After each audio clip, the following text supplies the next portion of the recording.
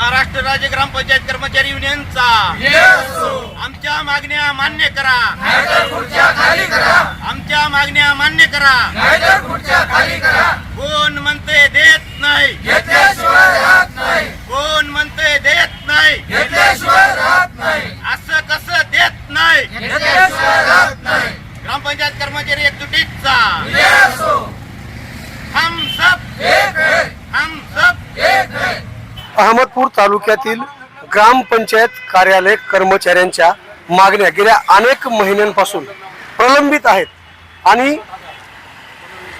पंचायत समिती प्रशासनाने त्यांच्या मागण्याकडे दुर्लक्ष केल्यामुळे तालुक्यातील सर्व कर्मचाऱ्यांनी या ठिकाणी आमरण उपोषणाचा मार्ग पत्करला। नेमक्या त्यांच्या मागण्या कोणत्या प्रलंबित आहेत हे जाणून घेण्याचा मी प्रयत्न करणार आहे।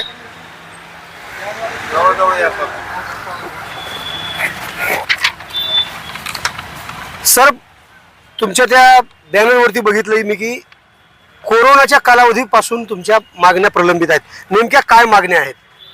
मी चंदू कांबळे, लातूर जिल्हा महाराष्ट्र राज्य ग्रामपंचायत कर्मचारी युनियन 45 लातूर जिल्हाध्यक्ष आहे। लातूर जिल्ह्यातील प्रत्येक तालुक्यातील ग्रामपंचायत स्तरावर काम करणाऱ्या ग्रामपंचायत कर्मचाऱ्यांच्या विविध मागण्या प्रलंबित मागण्या मान्य करून घेण्यासाठी गेल्या अनेक दिवसापासून लेखी पाठपुरावे करून सुद्धा मागण्या मंजूर होत नाहीत। त्यामुळे आज अहमदपूर तालुक्यामध्ये त्याचाच भाग म्हणून ग्रामपंचायत कर्मचाऱ्यांच्या वतीने बेमुदत आमरण उपोषण करण्यासाठी आम्ही इथे ठाम निर्णय घेऊन बसलो आहोत। तर आमच्या मागण्या आहेत, कोरोना काळातील प्रोत्साहन भत्ता, थकीत प्रोत्साहन भत्ता तात्काळ देण्यात यावा। ग्रामपंचायत स्तरावर ग्रामपंचायत कर्मचारी यांनी कोरोना काळामध्ये आपल्या जीवाची पर्वा न करता, आपल्या कुटुंबाचा विचार न करता कोरोना काळातील शासनाच्या आदेशाप्रमाणे काम केले आहे। त्याचा प्रोत्साहन भत्ता म्हणून शासनाने एक परिपत्रक दिले होते। त्या परिपत्रकानुसार आता अद्यापही जिल्ह्यातील ग्रामपंचायत कर्मचारी यांच्या खात्यावर तो निधी जमा झालेला नाही। आमची दुसरी मागणी आहे, तालुक्यातील ग्रामपंचायत कर्मचारी यांच्या नियुक्तीपासून ते आजपर्यंत थकीत राहणीमान भत्ता देण्यात यावा। आमची तिसरी मागणी आहे, तालुक्यातील ग्रामपंचायत कर्मचारी यांच्या वेतनातील 50% 75% जे हिस्सा राहिलेला आहे तो ग्रामपंचायतने तात्काळ ग्रामपंचायत कर्मचारी यांना देण्यात यावा। आमची चौथी मागणी अशी आहे, ग्रामपंचायत कर्मचारी यांच्या वेतनातील हिश्श्यातील 8.33% प्रमाणे भविष्य निर्वाह निधी ग्रामपंचायत कर्मचारी यांच्या खात्यावर तात्काळ जमा करून देण्यात यावा। आमची चौथी मागणी आहे, तालुक्यातील ग्रामपंचायत कर्मचारी यांचा विमा काढण्यात यावा। कारण ग्रामपंचायत कर्मचारी हा तळागाळातील शेवटच्या टोकाचा आणि अहोरात्र त्याला रात्र नाही, त्याला वेळ नाही, संध्याकाळी 12 वाजता लाईट येते तरी पण तो आपला लाईट आल्यानंतर तो संध्याकाळी उठून जातो, त्याला कुठल्याच प्रकारचं काही संरक्षण किट नाही।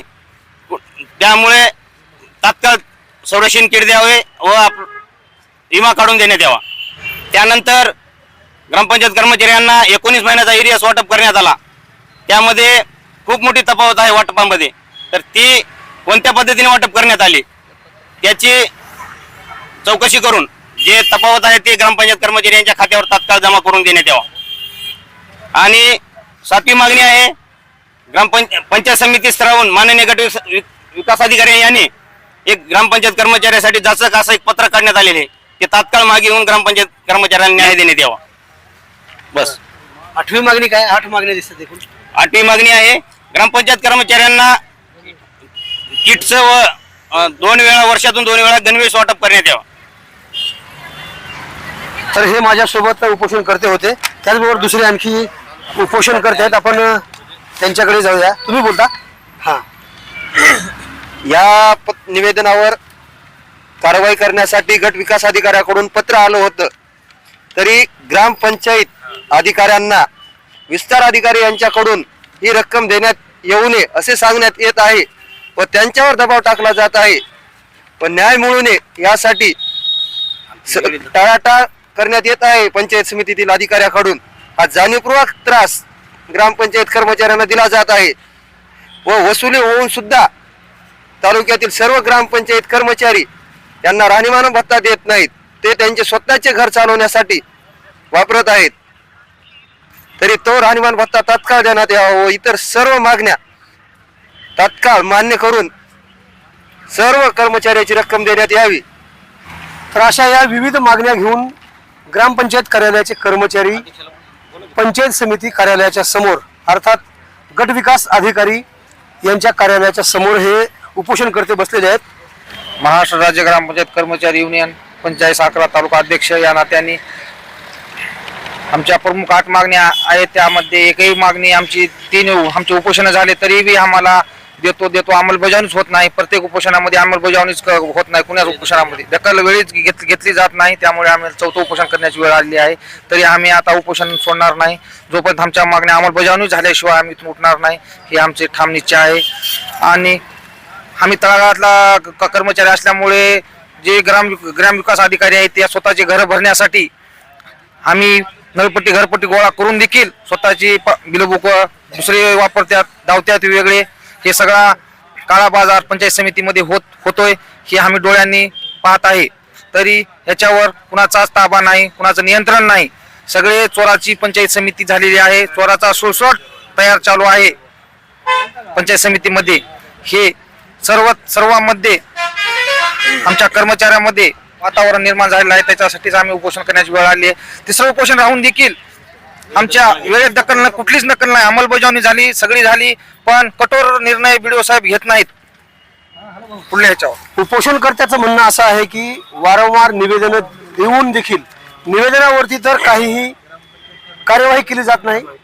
परंतु ग्रामपंचायत कार्यालयामध्ये ग्रामविकास अधिकाऱ्यांकडून जो सावळा गोंधळ चाललेला आहे याकडे मात्र गट विकास अधिकारी का दुर्लक्ष करत आहेत हे पाहणं तितकंच महत्वाचं आहे.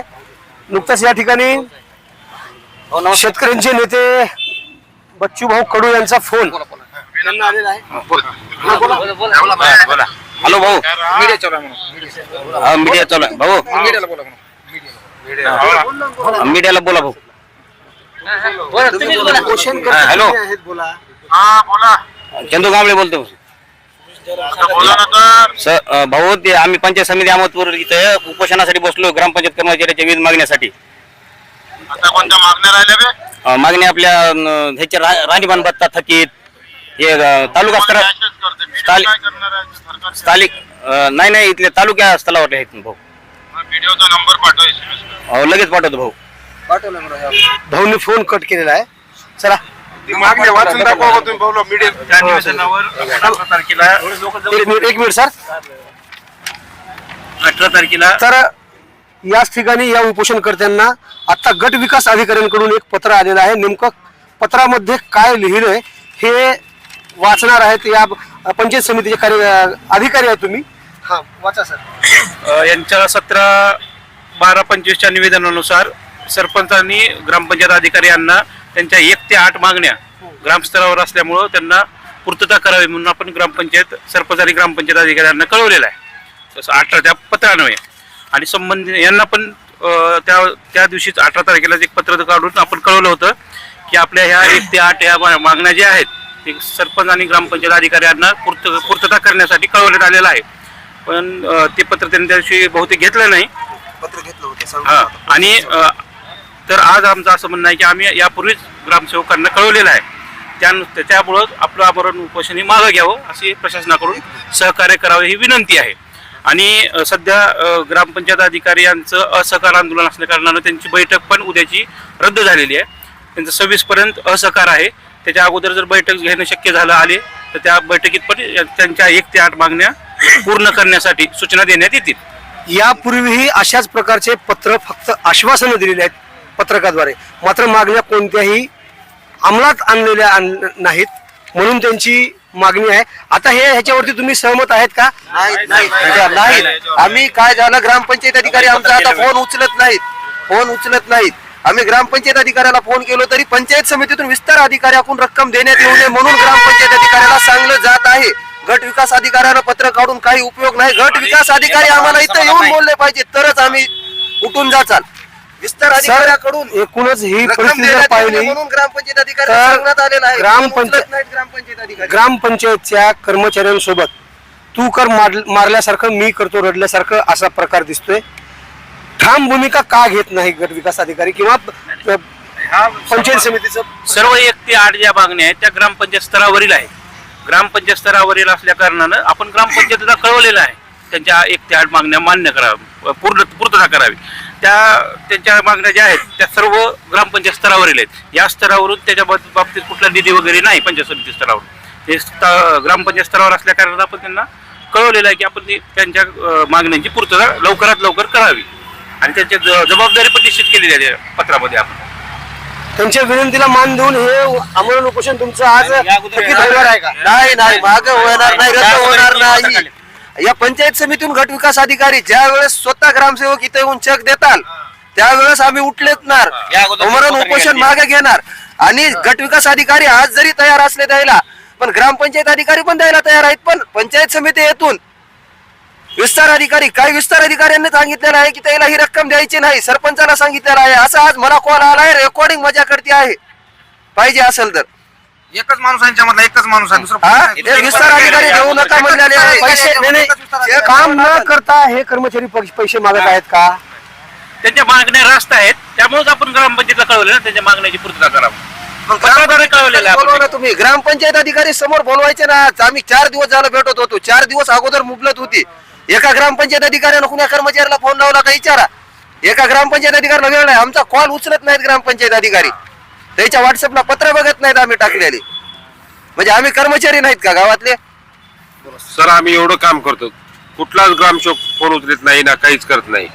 आता हे पत्र काढलेत, ग्रामसेवक फक्त तुम्ही काय काम करता काय नाही, त्यांचं फक्त एवढंच म्हणणं आहे. पण कुणी आम्हाला पैसे देत नाही ना, काही नाही. त्याने इथे यावं, चेक आमच्या हातात द्यावं तर. लातूर जिल्ह्याच्या जिल्हाधिकारी वर्षा ठाकूर घुगे तुमच्या कार्यक्षेत्रामध्ये ग्रामपंचायत कार्यालयाच्या कर्मचाऱ्यांसोबत काय वागणूक दिली जात आहे हे तुम्ही जातीने लक्ष घातलं पाहिजे आणि या ग्रामपंचायत कार्यालयाच्या कर्मचाऱ्यांना न्याय मिळवून द्याल अशी अपेक्षा या कर्मचाऱ्यांकडून व्यक्त केली जात आहे. काय म्हणणार आहेत? आम्ही बेमुदत आमरण उपोषण मागे घेणार नाहीत. ज्यावेळेस ग्रामपंचायत अधिकारी येथे येऊन गट विकास अधिकारी आमच्यासोबत बोलणे करून आमची जी रक्कम आमच्या ताब्यात देताल त्यावेळेस आमचं बेमुदत आमरण उपोषण मागे घेण्यात येईल. या अगोदर अशा संदर्भामध्ये 3 पत्र निघालेले आहेत, अजूनही त्याची अंमलबजावणी झाली नाही, कुठलीच कारवाई करण्यात आलेली नाही. 3 वेळेस उपोषण कागदावर आहे. आमचं जोपर्यंत मागण्या मान्य होत नाही तिथं तोपर्यंत आम्ही उठणार नाही. हा आमचा संघटन युनियनचा ठाम निर्णय आहे. हे तारीख पे तारीख म्हटल्यासारखं हे कशासाठी नेमकं पत्र काढायचं आणि त्यांना पुन्हा झुलवत ठेवायचं त्याच मागणीसाठी आणि पुन्हा त्यांना साधं नाही तर त्यांना उपोषण करण्याची वेळ त्यांच्यावरती आणायची. हा 3 पत्र तुम्हाला दाखवलेले आहेत. नाही त्यांच्या निवेदनानुसार आपण ग्रामपंचायतीला कळवलं, कारण ह्या मागण्या सर्व ग्रामपंचायत स्तरावर आहेत. ग्रामपंचायत अधिकारी आणि सरपंच यांच्या संयुक्त ह्याच्यानुसार ह्या मागण्या त्यांच्या मान्य होतील म्हणून आपण त्यांना 18 तारखेला कळवलेलं आहे आणि आता आज 22 तारखेला पण त्यांना आपण 8 तारखेमध्ये पण त्यांना अजून कळवू आपण. पण तुम्ही हे काढलेलं पत्र त्यांना मान्य नाही असं सांगतायत. मान्य त्यांचा अधिकार आहे ना, मान्य करायचा किंवा नाही करायचा त्यांचा अधिकार आहे. काही दिवसाचा त्यांना कालावधी द्याल. इतक्या दिवसात पत्र देऊन आम्ही किती दिवस झाले, 3ऱ्या वेळेस आम्हाला उपोषण करण्याची वेळ आली.